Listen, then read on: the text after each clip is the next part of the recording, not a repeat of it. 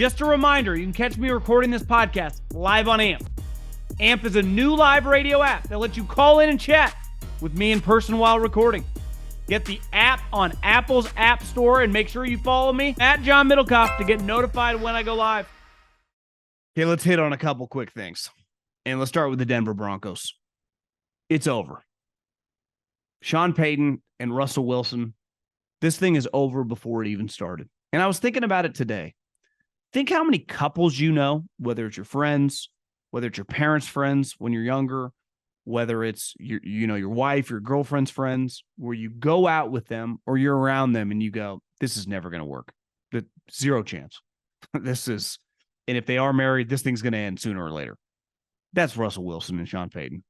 This was a marriage that was forced on each other. Sean Payton in a million years, in the last couple of years, would never pick Russell Wilson to be his quarterback. One, from a personality standpoint, they don't really mesh. Think of who Sean Payton liked. Wanted Patrick Mahomes like 5 years ago. Remember, that's who the Chiefs were scared was going to trade up for him. Sean Payton really is an old school coach. Kind of negative, kind of angry, really good offensive coach. But he's not Mr. Happy-go-lucky smiling all the time when he's in the building. And I've known people that have played for him and been around him. And Russell's the opposite. And Collins talked about this. He's a very optimistic, everything's, going to turn out sunshine and rainbows. And right now it's turning out incompletions and losses. And at the end of the day, even if your personalities don't fit, if you win or you're a great player, a coach is going to want to work with you. Russell Wilson no longer does either. He's not a good player and he doesn't win. Since he's been the quarterback in Denver, their record is 4-13. Like, they're losing all the time. Now, some of these losses, it's not all on him, but he clearly is a shell of himself, and he makes way more money than his talent and the outcome of his abilities show now, right? If he was a free agent, what would he get? Someone might take like some non-guaranteed flyer on the guy, but he clearly would not be making $40-45 million a year and have the contract, which he has, that's going to be on Denver's books for a while.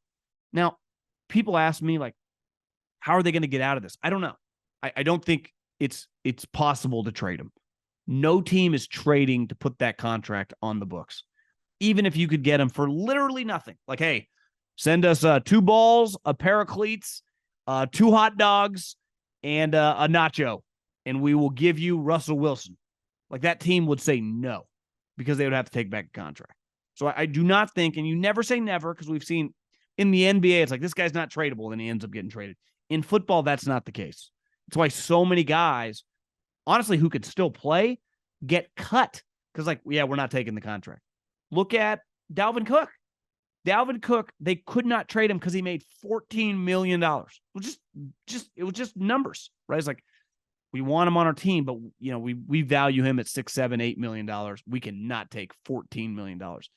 Every million, $2 million, $5 million, $10 million in a cap, in terms of cap space, in terms of dead cap, in terms of guarantee, is very important to any team builder.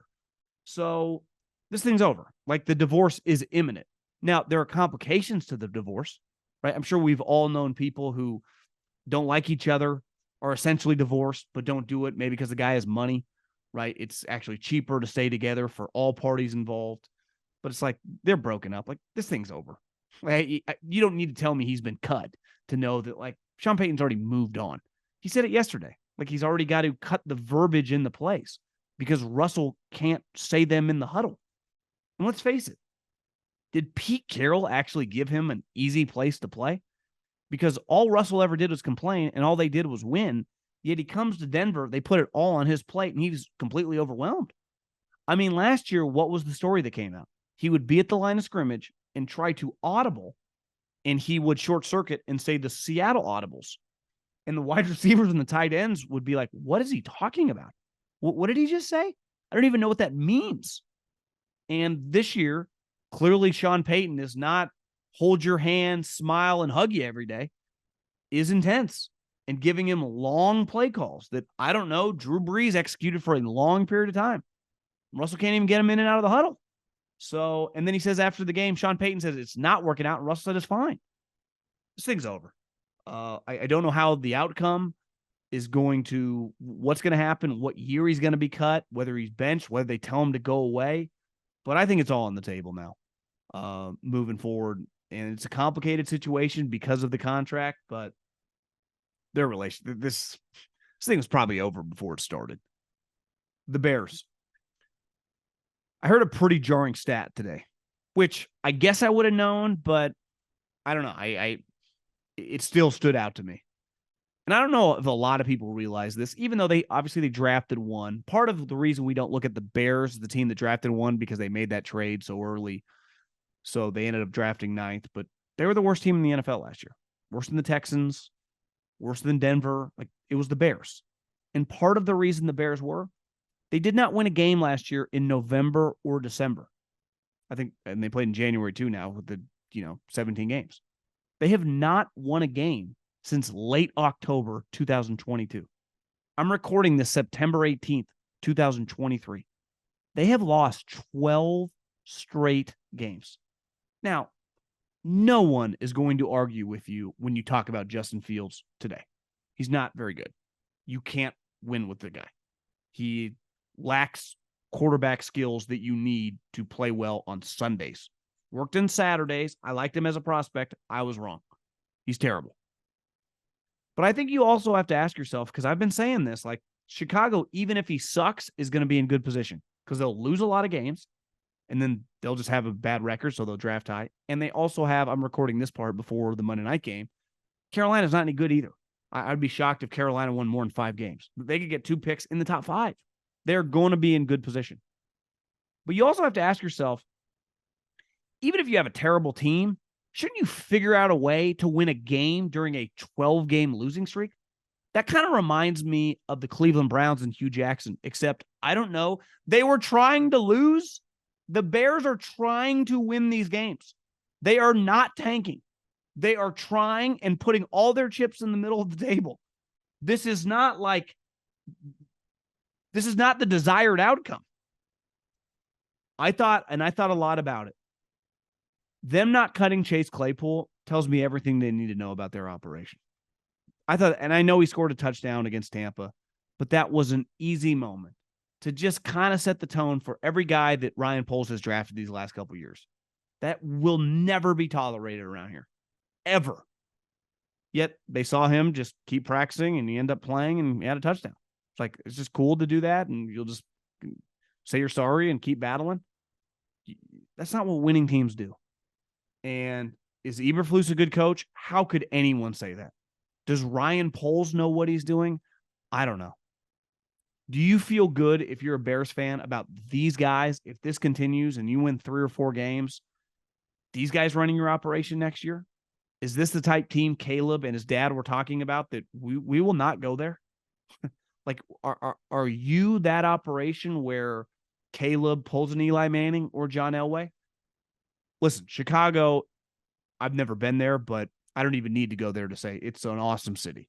It's a great sports town, and they love their football team, which is a massive brand. It's, in theory, it should be one of the biggest deals in the sport.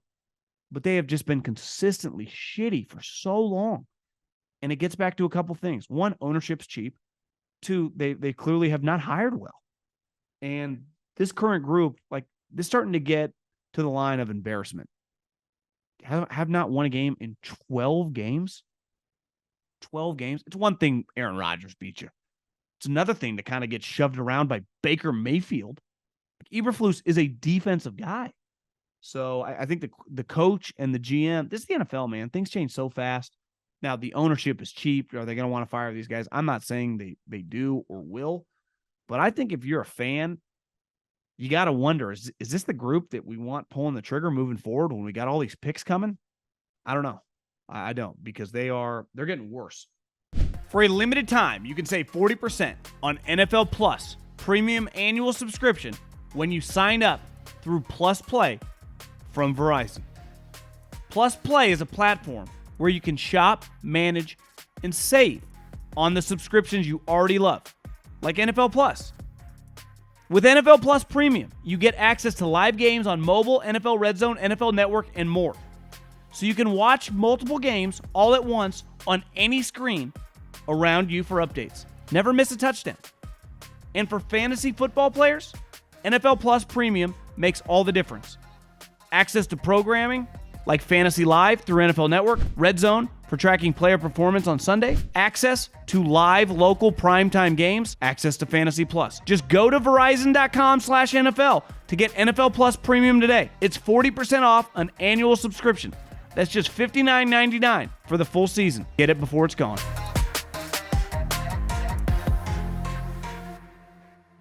Couple other things, some major injuries. I mean, Saquon had a bad ankle roll. He's going to be out several weeks. They play the 49ers this Thursday. That thing will be ugly. But the Giants did save their season by winning that game. I never understand, you draft this guy. He's making plays in the preseason. You don't have that explosive of an offense. You don't score a point in week one. Why do you have to wait till the second half to, unleash Jalen Hyatt? Why don't you just throw him the ball the first couple? What are we doing? I never understand why coaches, when you have young players who are really talented, it's one thing if it's Chase Claypool and he's character guy and he's kind of driving us. It's another thing. It's he's a rookie. He's got to earn his stripes. No, it's this is the big leagues. just run him deep. He's pretty fast. He sparked, from what I watched, he sure sparked that team going. Because if they lost to the Cardinals and then they would lose to the Niners, you'd be talking about there'd be no coming back from 0-3. They'd be in major, major trouble. Then they play, I think, Seattle week 4. I mean, you could be looking at a 5 or 6 win team. Now, even if you lose the Niners, you get 10 days till you play Seattle. If you can get to 2-2, then you just try to somehow get to 10 wins, right? The Burrow thing, he looks off. There was every time I looked up, Lamar looks fantastic. And Joe Burrow, if you didn't know he was Joe Burrow, you would think the Bengals just have some average to below quarterback. And I do wonder if that calf injury has been not just nagging him, but not remotely close to 100%. He clearly re-aggravated it. Schefter made a comment he's not guaranteed to play this week. If Burrow's missing some games, the Bengals, their season could get weird fast. It really could. Because I saw Shannon Sharp say something most guys don't get healthier as the season goes on.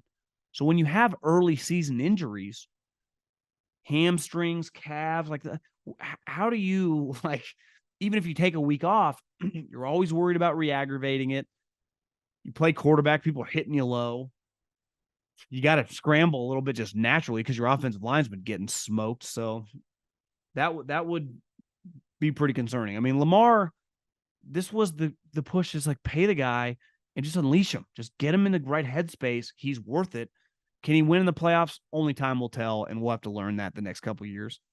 But when he's right as a regular season player, he is dominant.